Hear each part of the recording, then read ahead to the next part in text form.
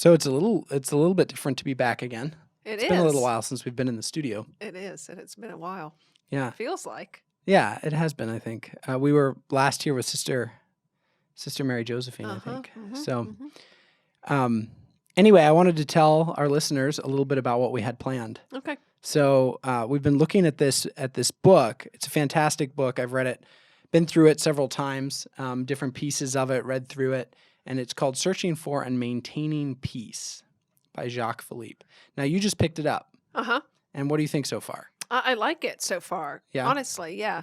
It's one of those books that I could probably highlight and underline every word for different reasons Mhm. on different days. Yeah. So I've one chapter down, but full of stuff. Tiny chapter, but full of just nice, um, calming thoughts. Okay. You know, Mm-hmm. and I don't mean that to say. I mean, I'm trying to find the right phrasing that I'm looking for because I don't want it to sound like it's kind of like a book of fluff Sure. because it's not. But you know how you can hear something and then it's just so truthful and easy and natural that it just brings peace. Yeah. Mm-hmm. You know, and the living of it is tremendously difficult, but to see it in its just in its thought, Yeah. just says, oh, that makes sense. Yeah, I like the way you put that. I wouldn't say that what's in it is necessarily new, right? Mhm, It's this mhm. idea of the whole theme is that it's important for us to maintain a sense of peace no matter what we're doing, Yeah, no matter what trials we face, no matter what's Mhm. going on in the world around us. for sure. And I think that's why I was drawn to maybe us doing this book study Uh-huh. with people because of everything going on. I think the world is a very anxious place. For sure. And I think that if we look at any one part of our day, I think peace is probably the first thing we throw out the window Yes. when something happens. Mhm. And something happening is usually the impetus for us losing our peace, Right. and now we're running into autopilot and I've got to do something, fight or flight, Right. and ready the troops. We're going to conquer this. And that's actually the opposite of what we should be doing. Right. And it's so easy for these things now. You turn on the news and it triggers it. For Right? sure. It triggers that fight or flight response.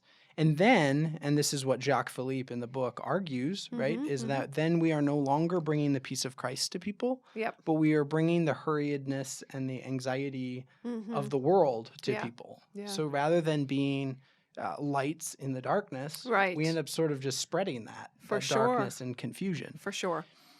And so just a little background, Jacques Philippe he's a French priest and he's a retreat master. And so he spends a lot of his time running retreats and guiding people through prayer. And he's written some pretty incredible little books. They're not long. No. So if the idea of book study maybe freaks you out a little bit, it's really, I mean, the book is maybe like this thick Yeah, if you get it. Mhm. And it's pretty inexpensive and it's like $8 or $10 on Amazon, and, Yeah. depending on where you buy it. Mhm.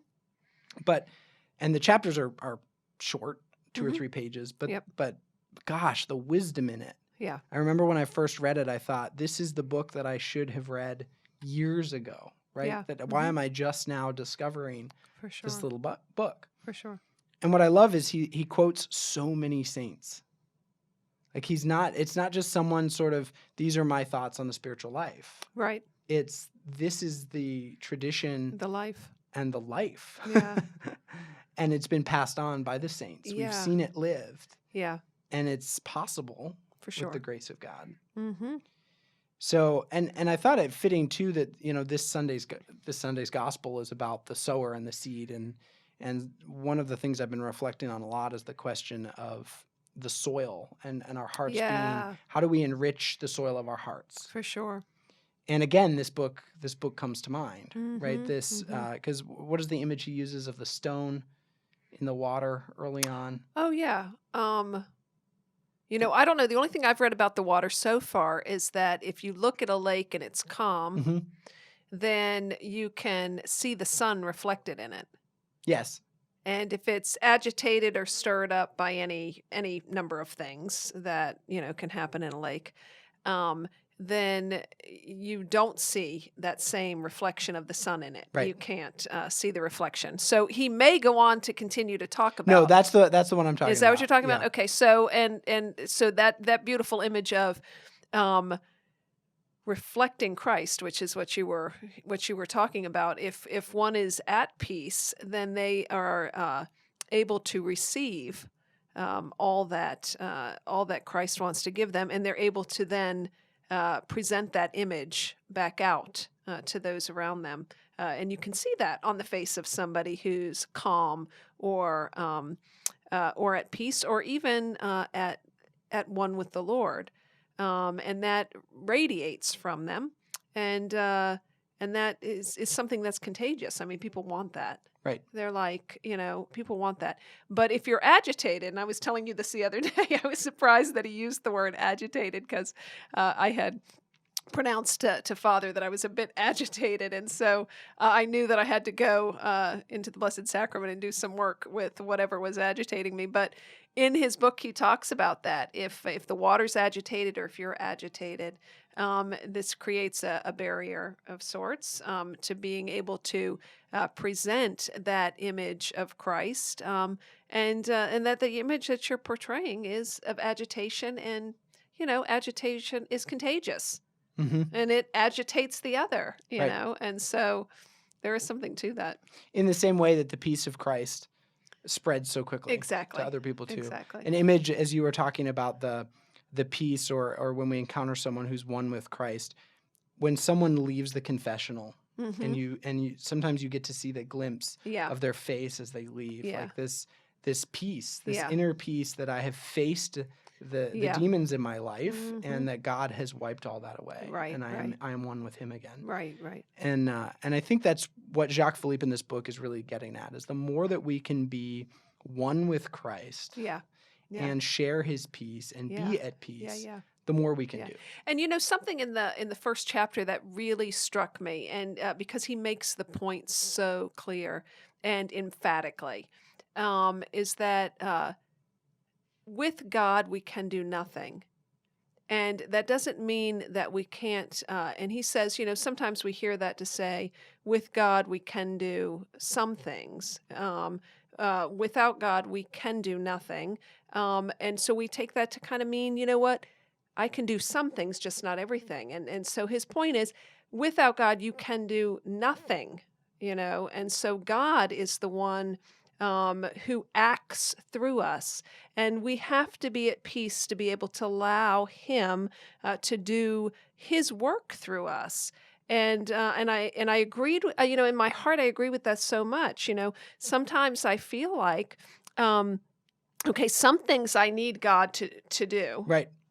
And there's other things that I can do. Mhm. Right. And Jacques Philippe makes the point, no, you can do nothing without God. And so he says this point is so important, that the Lord allows us to trip and fall and to be humiliated Yep. until we reach a point that we say, you know what? Without you, I can do nothing. Yeah. Yeah. And so, and if we can maintain that idea in our head, that it is God who does everything, then we just need the space, the place, the quiet, and the time to say, fill me, Lord, with who you are.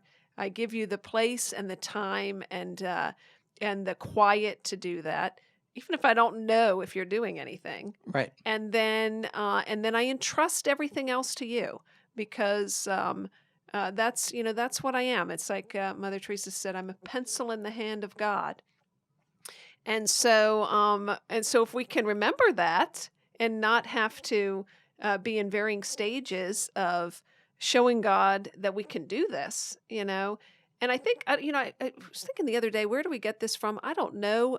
I think maybe as children, we go through stages of life and we want to show our parents, look, I got this. Like when Sure. we're learning to walk, look, I Mhm. can walk. I mean, it brings applause and cheers. Look, I can do this. When I go to high school, look at what I can do. And so we wind up doing the same thing, I think, with God. Look what I can do. I can do it. Yep. And we can do a great many things. The Lord said we would be doing greater things than even he did. after he's gone, and so we're capable of quite a many things.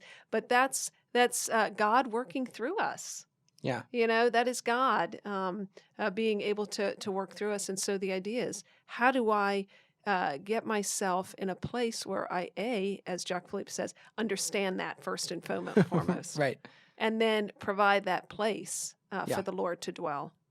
And so much of his book is that it's practical tips Hmm. on providing that place within your heart for the Lord to act. Yeah. And that's what I really like about it. It's not just a book in general about peace. He goes through every scenario. You'll see, Tina, as you go Uh-huh. through, like he talks about when people give you unrest, when a Yes. decision that you have to make gives you Mhm. unrest, Mhm. when the outside world gives you unrest, Yes. like all of these things, Oh, or when you exciting. sin Hmm. and the unrest of having Mhm. sinned and know Mhm. that you're away from God, like all of those things, he goes into each one. Yeah.